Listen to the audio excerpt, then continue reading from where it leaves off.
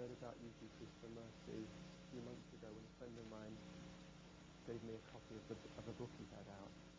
And I read lots of spiritual books, but there was something about this book that grabbed me. And I found out a few days ago that UG was in New York.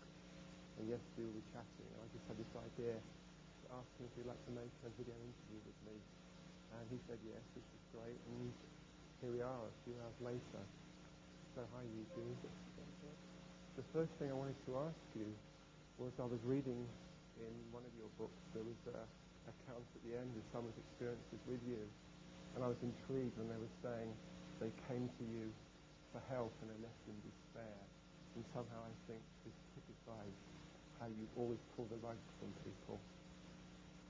I don't do any such thing, but my interest is only to tell you that you don't need crutches at all. And when once you know that you can't throw them away, don't try with the fancy crutches, computerized crutches, and all kinds of crutches that the people are selling in the marketplace. I know that you can walk, you see. Throw away those crutches, but don't ask me to help you to walk. If you fall, you know how to rise and you take a walk. And you will be on your own, and you don't need anybody's help. That much I can say. That's all what I tell the people, is pinpoint, focus, the situation in which they find themselves. But I cannot give any helping hand to them. Don't ask me for a helping hand. You can walk, that's all that I can say. Because I myself have gone through that kind of a thing. And I found, although I fell so many times, got up and walked away from the whole thing that I was caught up in.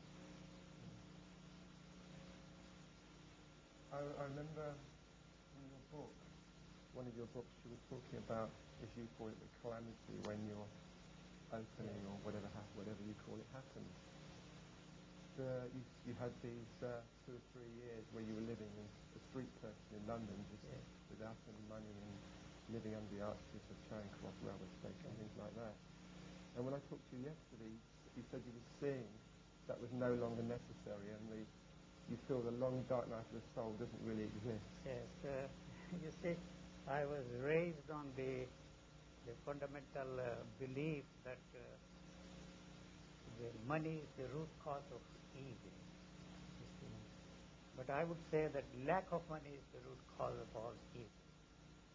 How much money you should have, it's your business. You have to draw the line somewhere. And what is necessary for me is not necessary for you.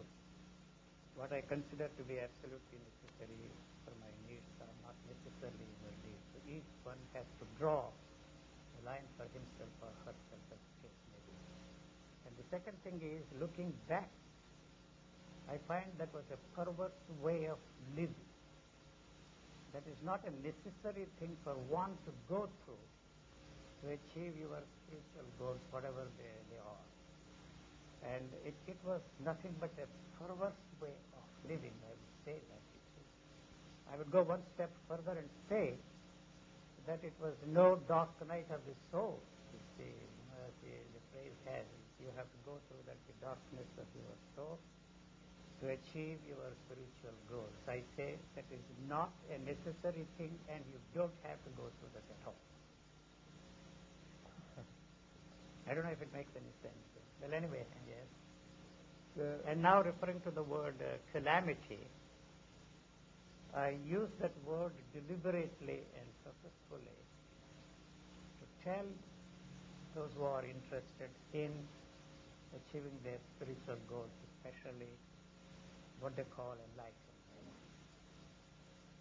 You think that you will be, when once you are enlightened, in a very peaceful, blissful state, and it will be full of immensity and beatitude and bliss and all that kind of a thing. When once this kind of a thing hits you, it hits you like the jolt of a lightning, and you wouldn't even know what happens to you, and you cannot tell yourself that you are in a perpetual state of happiness, perpetual state of bliss, perpetual state of immensity, and whatever phrases, fancy phrases, we were all fed up, you see. When once you realize that there is no way you can tell yourself that you are in a blissful state, there is no way you can tell yourself that you are an enlightened man, there is no way you can tell yourself and others that you are a free man, you really don't know what you are left with.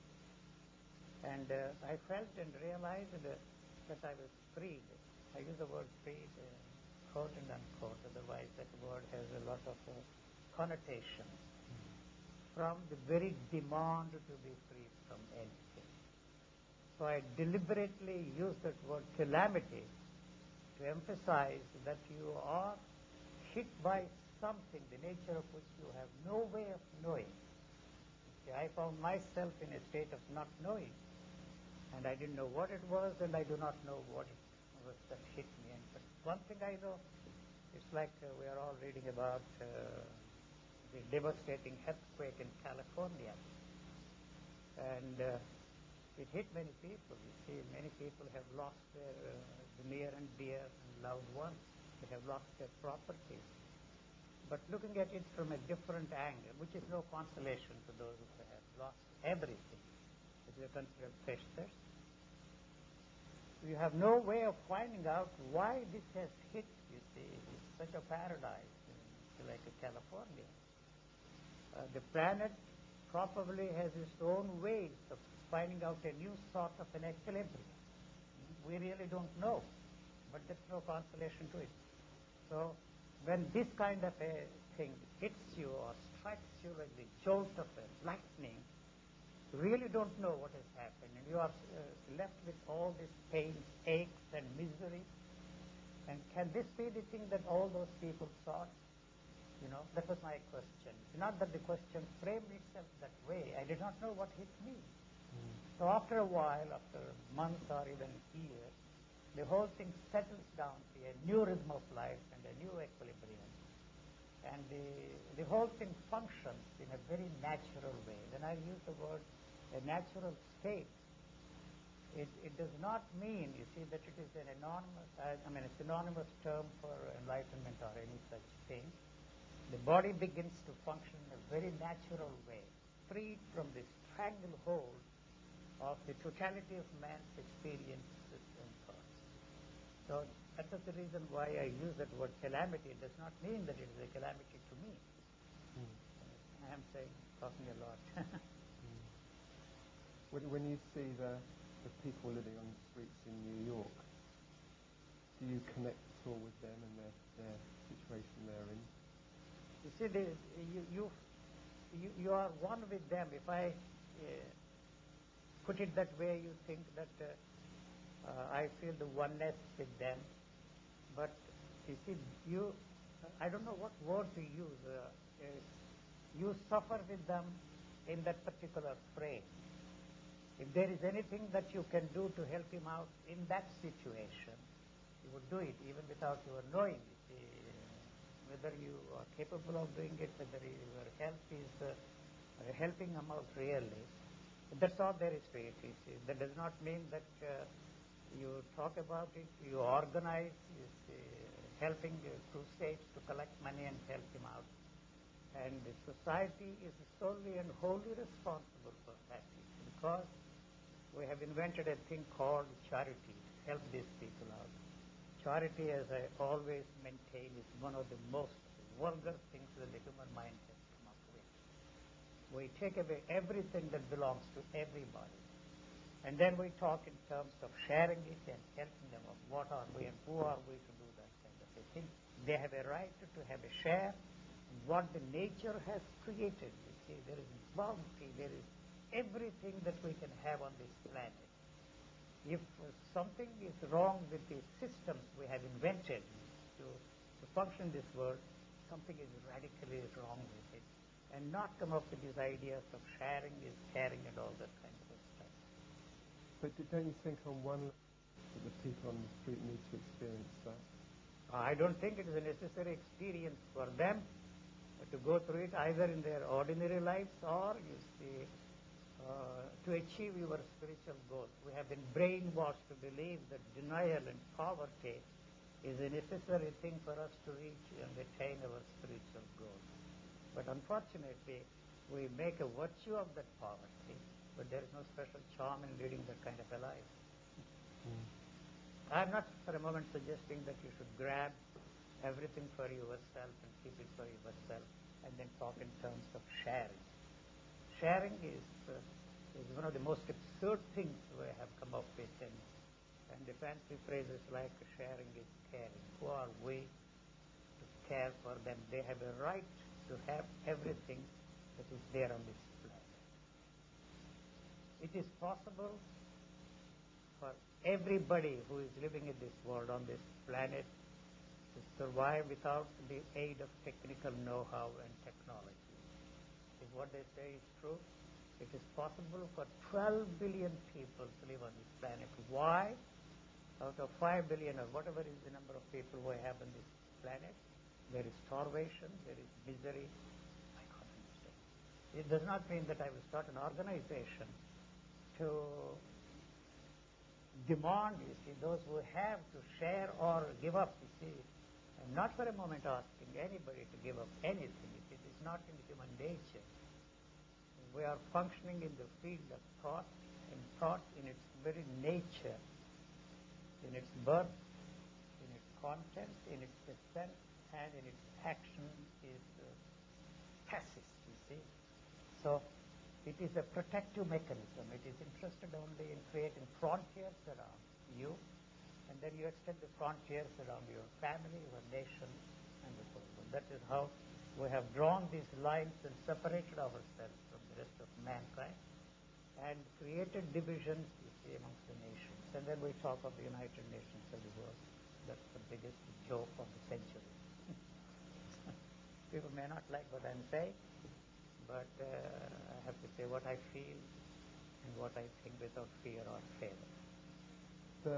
One of the things that a lot of people seem to be into these days, the New Age kind of people, is finding out why they're here, why on the planet. Is there a reason why we're here? Why do you want to find a cause? We are caught up in this cause and effect relationship. That's all that the thinking can do. So we are interested in finding out the cause of everything. So we want to know who created this universe. God created the universe, or some mysterious event in the scheme of things created this universe. It's not much of an importance, much of an interest to us. It doesn't matter what happened billions and billions of years ago, what will happen after billions and billions of years ago. We leave that discussion to the theologians and also the scientists, who seem to be interested in finding out the cause of everything. But actually and factually, they are only interested in prestigious rewards and Nobel Prizes. But what they find is of no interest, no importance to the common man, because all that the technology has done to us, the high-tech has done to us, has not calculated for the well-being of the common man in the streets in the whole world. It helps only a limited percentage of people in this world. But a group of scientists visited me in India who are doing a lot of research work. And they asked me a question. What we are doing will benefit only 2% of the people in this country. We have a guilt problem here. Why do you have a guilt problem? That's a living for you. You see, it's bound to affect only a 2% or even less number of people in this world. That's our living. Go ahead. Don't ask me that question. I am not here to advise you or to deal with the problem of your guilt. Why are you guilty? You are only interested in your livelihood, and all this talk of altruism is bosh and nonsense. I don't know who started first. And I keep thinking of more things to ask. yes, go ahead. We have a limited time, 28 and a half minutes. That's right. So I wanted to ask you about some more down-to-earth things. Down-to-earth things? Yeah. For example? Well, one of the things, I met someone the other day that had spent quite a lot of time with J. Krishnamurti. You did? I didn't. So I hadn't spent time with him, but I met someone that had. Yes. And I was, he said that J. Krishnamurti used to get angry. And in a way, I was quite surprised that he would get angry. And I wondered if I you don't ever know get about angry. J. Krishnamurti. I don't want to talk about him. He's dead, and he has been dead for 3 years. But what is wrong with anger?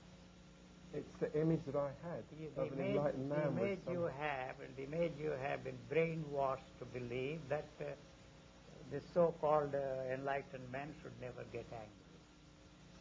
But anger is an outburst of energy. You see, anything that happens within the framework of body cannot be false, cannot be wrong. So if we are brainwashed to believe by these religious people that it is bad for the body and that it is bad for your spiritual growth, they are kidding themselves and killing you. But anyway, what we are told and what we are made to believe, that anger is bad for the body and bad for your spiritual growth, is not really true. Because whatever happens here cannot be false. So it is an outburst of tremendous energy. A given situation you find yourself in, and what is happening there around you is an outburst of energy. You can't say that you see the waves, the high tides in the ocean, or something wrong for them, for the ocean, or for you. So it's something like that. But we are not actually dealing with anger there at all. Okay.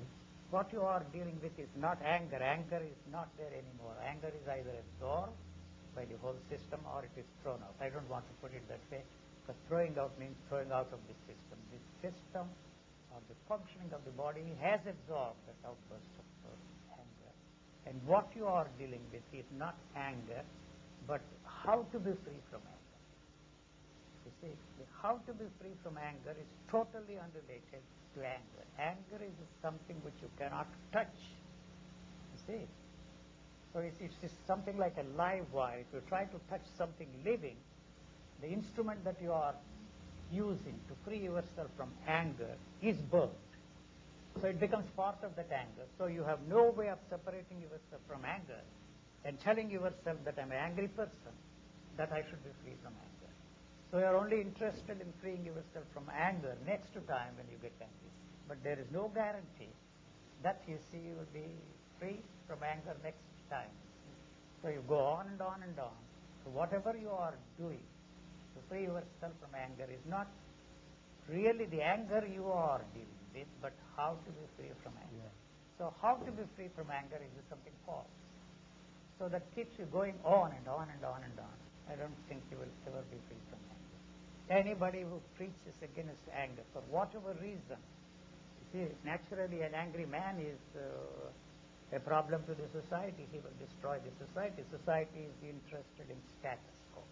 It may talk of change, it may talk of revolution, it may talk of all kinds of things, but basically it is not interested in change.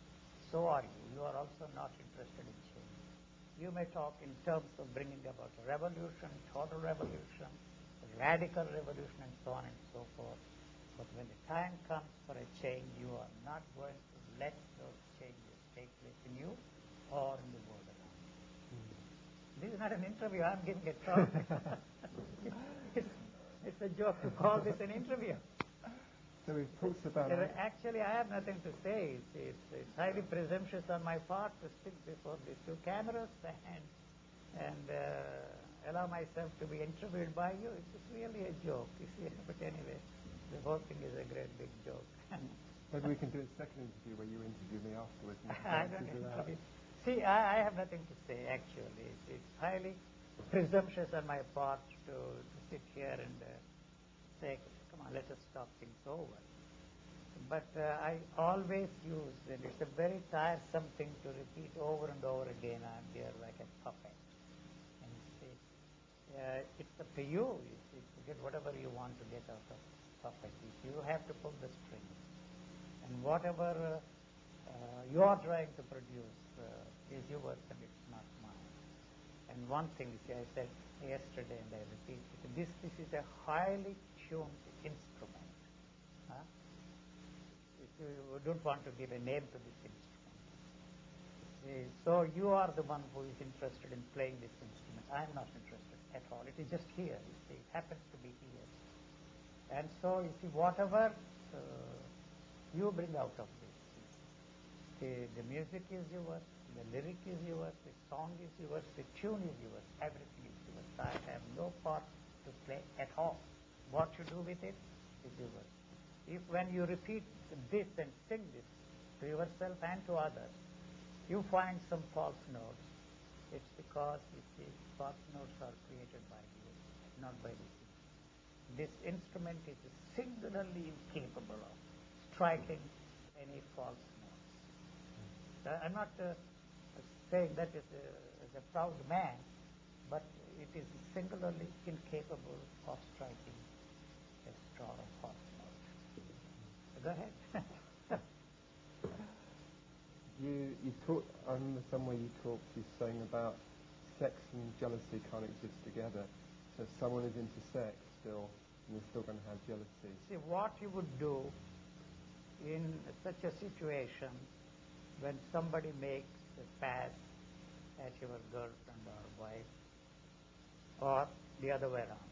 See, what the girl would do when some woman makes a pass at her boyfriend, that is anybody's guess. But functioning as you do within that framework, you have got to react. If you don't feel jealous, something is wrong. You can't make a virtue out of it. That's all that I'm saying. So jealousy, envy, greed, everything is born out of the same source. That's all that I'm saying. So when I say that love and war spring from the same source, love and hate spring from the same source. You may talk of love, see, loving the relationship and all that, love thy neighbor as thyself. But when you don't get what you expect in any relationship, you see, what you are left with in the place of love is hatred. If not, it is hatred, it is whatever word you want to use. You see, you lose interest. So how can you see, both these two things spring from the same source? That's all that I'm saying. So when everything fails, you want to put a slant on that, you see, and use love as a means to get things your way. So what is so marvelous about this talk of love? It's another word for hate. If you don't get what you want out of the living relationship, what you are left with is hatred for that person, indifference, apathy, whatever word you want to use. And so when you can't get your way, get things done your way, you use love as the last resort and play this and get things done. You see, from what I can see, real love has no conditions. And that may not be an easy thing to... I don't know what exactly you mean by real love.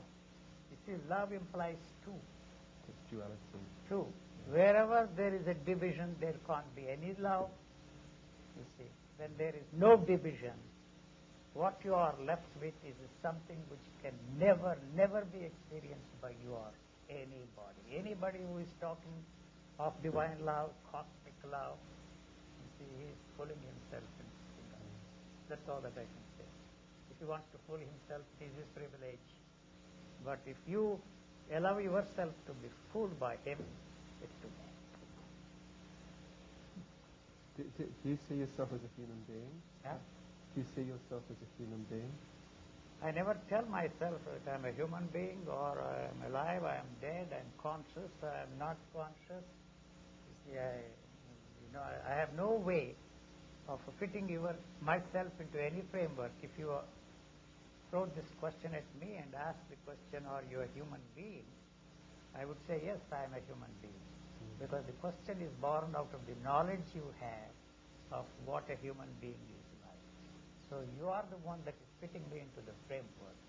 When you put that question to me, throw that question at me, the same knowledge, you see, that is operating there, gives the answer that I am a human being and not an animal, not a pig, not this question. That's also all the questions that we have are born out of the answers already you have. Somebody asked me, told me, that there is a book, you see the way I see, or do you see the way I see?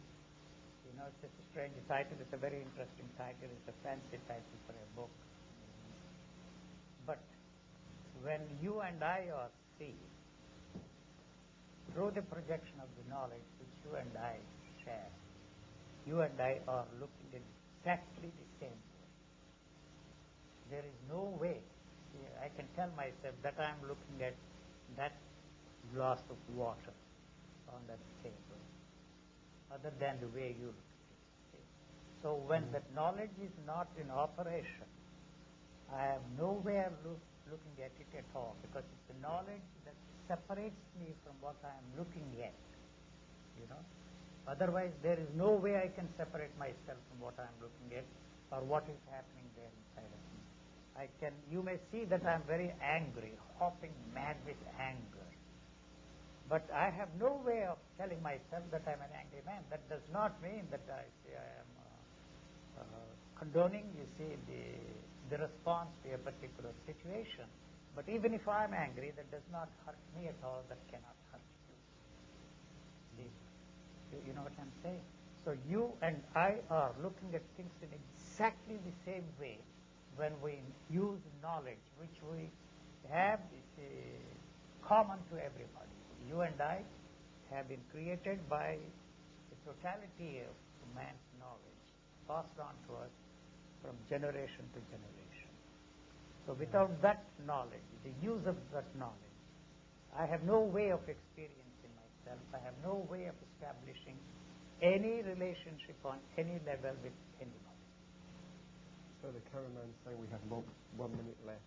Is there anything? The cameraman's saying we have 1 minute left. 1 minute left. Anything you want to say for the last few seconds? Thank you very much indeed for putting me in this spot, for having to say something. I have said my piece. I have my song to sing.